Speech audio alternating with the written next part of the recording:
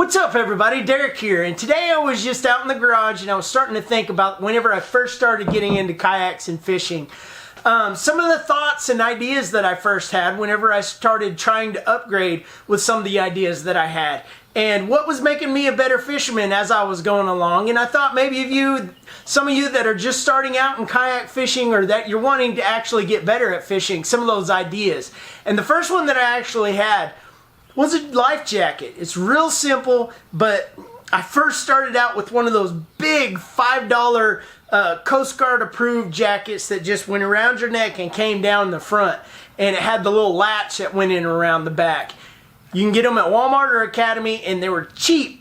So what I did was I got me an upgraded life jacket. If it's $50 and up, most of the time you can find something that you can move around well in. That one was like wearing it was putting me in a chokehold pretty much for the most part, especially when you sit down and you're all cramped up.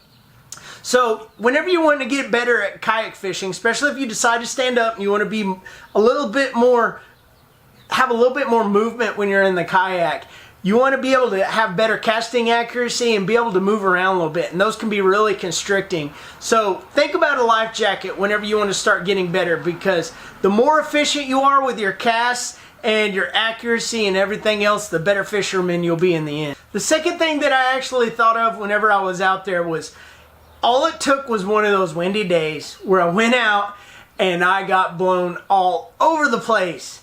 There's nothing worse than trying to make a cast and all of a sudden here you go coasting away and you're trying to one-arm paddle and it's just not enough to hold you into place. Nothing worse than that.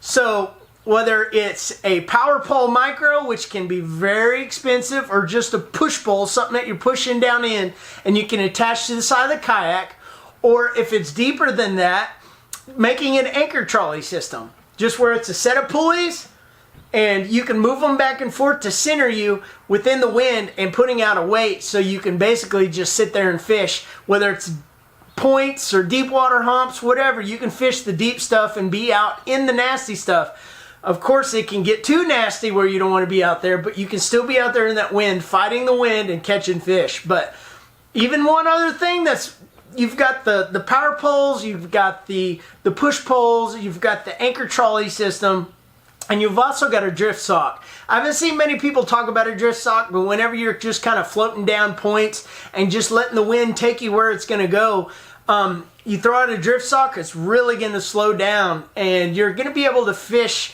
a lot more of that water and kind of just sit there. So it's just basically like a big drag in the water. All right, the third one is one that I've put on one other kayak. I haven't done this to a lot of them, but man, did it really change a lot of things with my kayak maneuverability and my efficiency fishing and other stuff. I actually put a trolling motor on it. I didn't go out fishing and make a lot of videos with it, but I did try it a couple times.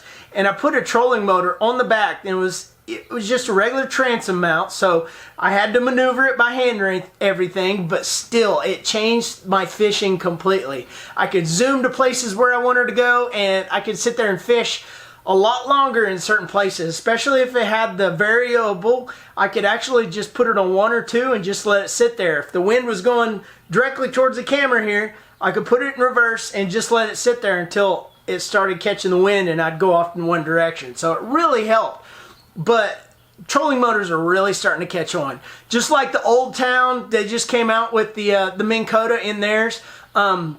With the wireless, I mean, there's all kinds of people that are coming up with ideas for trolling motors on kayaks. And I had one on my canoe. I had a 16-foot flatback canoe, and that thing would get it.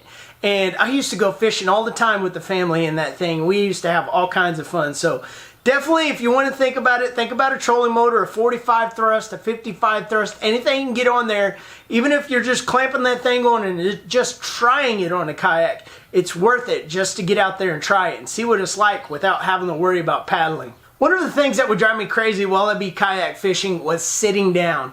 I'm a higher strung person, and sitting down and trying to fish and not being able to see the vantage point of down in the water and all that and being lower down just drove me crazy. I'm one to want to paddle or to fish fast. That's just me. And one thing that I would try to do is to stand up in an unsturdy kayak. And the problem with that is if it gets to a certain point, you're going in for a swim, and that's for sure. So I built some pontoons, and those pontoons changed everything. I could literally stand on the side edge and not worry about going in the water. I made them so buoyant. And that totally changed my kayak fishing. So if you kind of want to learn how to maneuver your kayak and how to fish out of it, and if it's at that point of stability where you're really having to worry about it without pontoons, then it's probably not one that you want to worry about. But I put pontoons on mine, and it was a Walmart kayak, and it really changed everything about that kayak. And I love fishing out of it, and that's something that you might want to think about whenever you go out there and fish. Especially if you're fishing that big open water, it may be just a thought. Alright, my last idea, you might implement a lot sooner than later, further up into your customizing your kayak to get better at fishing, and that is just kayak storage, organization, and you want it lightweight. You don't want something that's taking up a lot of room. A lot of people, you just use simple milk crates. They're like $5 at Walmart. You just set them right behind you in the little compartment or in front of you or wherever you end up putting that stuff. You want to design something that is light, simple, and carry just the essentials of everything you need, which is like pliers and scissors and fishing line and, you know, all those little things that you may need while you're out there on the water. And of course, your lures. But for me, I always have to take camera gear with me. So I used to have a little bit better organization just with like regular waterproof boxes, like Plano type boxes. And I used to put my lures in there, but I've switched up to where I've got all waterproof storage, and then I've also putting it in a backpack. I use a bank fishing backpack, which is perfect for the storage. It's got little compartments all in it, and it can still hold all my video equipment whenever I go out. Of course, it's not waterproof, but hey, I got a lightweight way of taking my stuff and getting out there and still catching fish. So whatever ideas you come up with, it's all about research and having fun and just kind of doing the little tweaks and twerks to your kayak as you go along. But let me know what you guys think or what you guys do whenever you do your kayaks. If there was a little something that I didn't include here, let me know in the comments. I'd love to hear from you. And thanks for watching, you guys. And subscribe if you haven't already. Like this video if you liked it, and I'll see you guys in the next one.